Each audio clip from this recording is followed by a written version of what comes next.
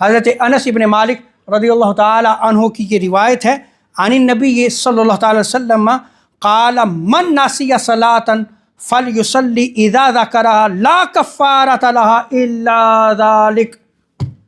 یہ روایت بخاری میں نقل کی گئی ہے، مسلم میں نقل کی گئی ہے، سنن ترمذی میں نقل کی گئی ہے، نسائی میں نقل کی گئی ہے، ابن ماجہ میں نقل کی گئی ہے۔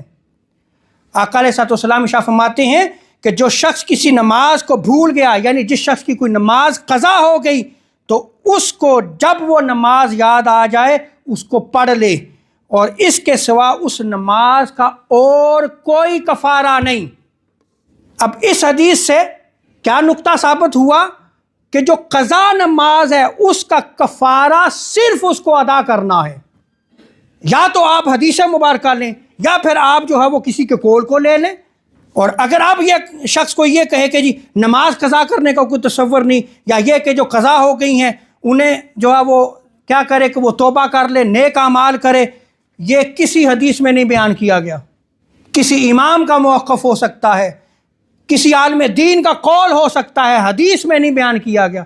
میں حدیث بیان کر رہا ہوں، تو جب حدیث آ گئی تو پھر کسی امام کے قول کو جو ہے وہ ہم ایکسیپٹ نہیں کریں گے۔